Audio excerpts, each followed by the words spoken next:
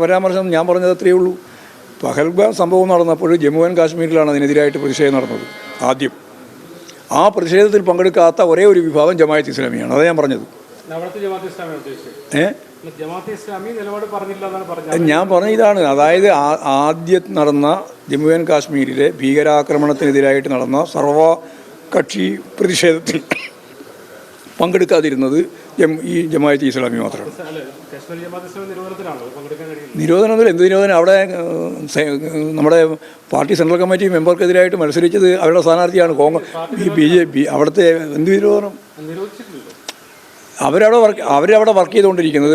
നിങ്ങളിത് ഏതാ മീഡിയ വണ്ണാണല്ലോ ഇതിൻ്റെ ഭയങ്കരമായിട്ട് നിങ്ങളാണല്ലോ ജമാഅത്ത് ഇസ്ലാമി.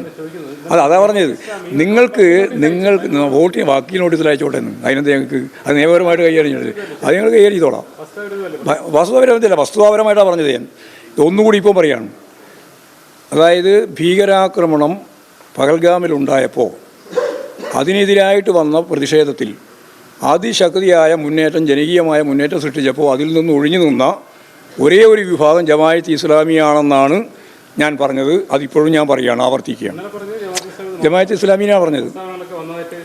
പ്രസ്താവന പറഞ്ഞാൽ മതി, നമുക്ക് നോക്കാം. ഞാൻ ആദ്യത്തെ സംഭവം എന്ന് പറഞ്ഞാൽ ആ പ്രതിഷേധത്തിൽ പങ്കെടുത്തില്ല. ഇല്ലല്ലോ, അവിടെ പങ്കെടുത്തില്ല. അതാ പറഞ്ഞാൽ അവിടെ മത്സരിച്ചിട്ടുണ്ടല്ലോ. ഞങ്ങൾക്കെതിരായിട്ട് വേറെ ഏതെങ്കിലും പേരില്ല.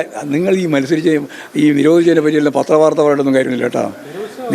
നിരോധിച്ച വേറൊരു വഴിയിൽ പങ്കെടുക്കും, അത്രയേ ഉള്ളൂ. നിരോധിച്ച വേറൊരു രീതിയിൽ പോകും, അത്രയേ ഉള്ളൂ. ഈ വെൽഫെയർ പാർട്ടിയാണ് എല്ലാ വേദികളിലും ഏറ്റവും കൂടുതൽ മാഷടക്കം പറയുന്നത്, വെൽഫെയർ പാർട്ടി UDF ബന്ധമാണ് ഉയർത്തി കാണിക്കുന്നത്. അത് രാഷ്ട്രീയ പ്രശ്നമല്ലേ? അത് പറയാണ്ടിരിക്കാൻ പറ്റുമോ?